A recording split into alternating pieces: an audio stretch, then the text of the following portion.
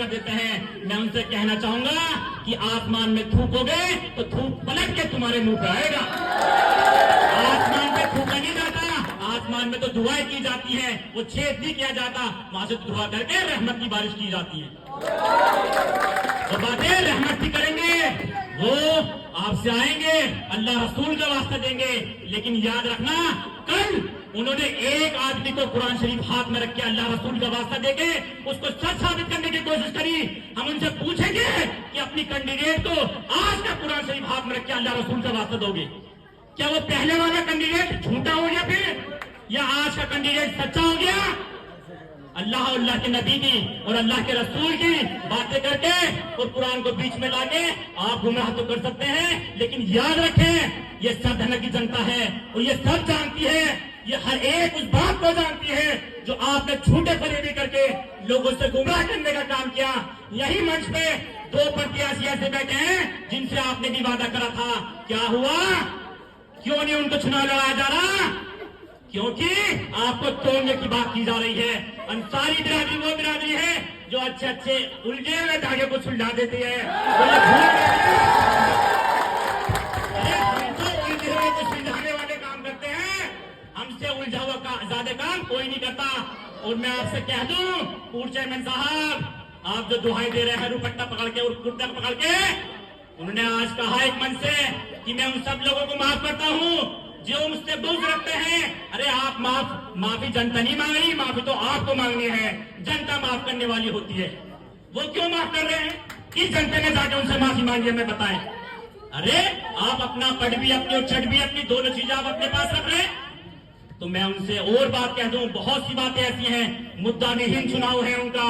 हमारे से पूछे 24 घंटे हर वक्त हर लम्हा ये दरवाजा ऐसा है निजाम अंसारी का, वो नहीं तो उसका बेटा, उसका बेटे नहीं तो उसकी माँ 24 घंटे खड़ी रहती है आपका।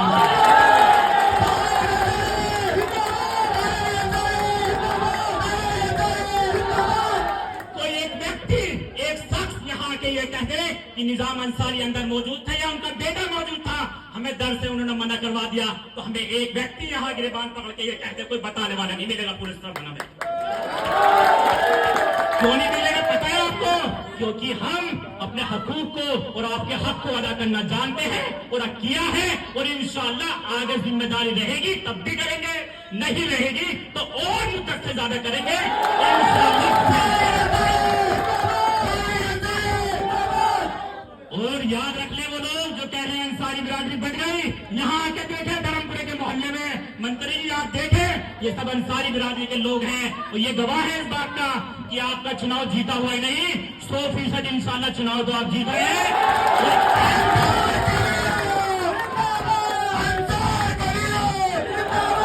इस बार ऐसा इतिहास लिखने का काम कर दो कि जो फिर परस्त ताकतें हैं जो आपको तोड़ने का काम करती हैं, फिर कभी अपने मुंह उठाने की हिम्मत न कर पाए। हम तो अरे कुर्बानी की बात करते हैं आप। मेरा छोटा भाई है आफ्ताब भी, मेरा छोटा भाई मेरे साथ था, उसने इतना मना करा चुनाव लड़ने के लिए, इतना मना करा, लेकिन असद भाई ने 9 महीने पहले उन्हें तैयार करा, कहा कि आप ही को लड़ना है। फिर गए अकलीम भाई के पास, फिर गए बंटी भाई के पास, फिर गए हाजी शुएब के पास, फिर गए हाजी खालिद साहब के पास। अरे कितने कितने को चुनाव लड़ाओगे उठ के? एक व्यक्ति कितने अंसारियों में फूट डालने का काम करेगा? जवाब नहीं होगा। क्यों जवाब नहीं होगा? क्योंकि सब बिरादरी ने ठोकर मार के आपको सब जवाब दिया। मुल्तानी समाज के यहाँ वोट मांगने की हिम्मत नहीं हो रही, कुरैशी बिरादरी में जाने की हिम्मत नहीं हो रही, गौसी बिरादरी में जाने की हिम्मत नहीं हो रही, सिर्फ अंसारी बिरादरी में घूम रहे हैं। अरे कहीं एक जाति से चुनाव जीता जाता है? बताएं आप सब पीछे खड़े होने वाले, हिंदू मुस्लिम सिख ईसाई मेरे साथ चलो, डंके की चोट पे आपको एक वोट न गिनवा दी तो नाम बदल देना मेरा। अरे जो प्रत्याशी खड़े हैं अभी तो गलियों का नाम भी नहीं जानते होंगे, नूरा बांडा गली कह दी तो हमारे इद्दावानी गली बता दी तो जाना भूल जाएंगे कि कौन सी गली कैसे जाएंगे। ऐसी ऐसी गलियां हैं अभी तो मोहल्ले भी नहीं याद होंगे, 58 मोहल्लों के नाम भी नहीं गिनवा पाएंगे। अरे हमसे पूछो 58 के 58 बूथ, 58 के 58 मोहल्ले यही बैठ के गिनवा दिए। एक एक मोहल्ले में पैदल चल के सड़क नाप नाप के कोरोना में याद किया सबको। जब जरूरत थी जब भी खड़े हैं, जब जरूरत की होगी और ज्यादा मुस्तैदी के लिए सल्तनत की हिफाजत के लिए भी और सल्तनत को आवाम की खिदमत करने के लिए भी इंशाअल्लाह हर वक्त हर लम्हा ऐसे ही खड़े रहेंगे और ज्यादा मजबूती से आप ताकत दो। डबल इंजन की सरकार होगी इंशाअल्लाह, विधायक भी आपका है और चेयरमैन भी आप ही का होगा।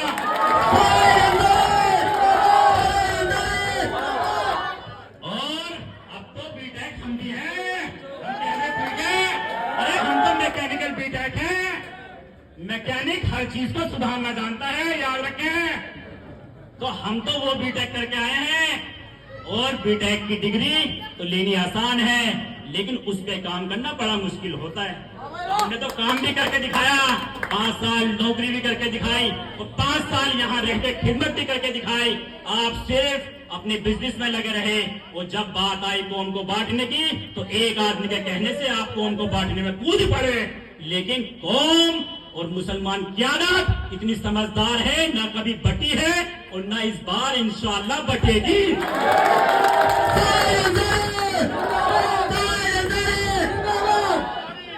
मैं एक बात और कहता हूं, उनसे पूछिएगा जो क्या यहाँ चेयरमैन के पद पर मुसलमान बच्चे खड़े हैं, मेरे साथी हैं, दोनों मुझसे छोटे हैं। मेरे पे आपकी खिदमत के वास्ते इतना भी वक्त नहीं होता था, वो तो दावतों में जाते थे, लेकिन जिम्मेदारी की वजह से मैं दावतों में भी नहीं जाता था। और याद रखना, जब कोरोना काल चला था तो मेरे एक बेटी पैदा हुई और कोरोना की वजह से, क्यों? क्योंकि जिम्मेदारी बहुत ज्यादा थी और कोरोना ऐसा था कि एक दूसरे के छूने से फैलता था, एक दूसरे को टच करने से फैलता था। वो जिम्मेदारी जब मुझ पे आई और लगभग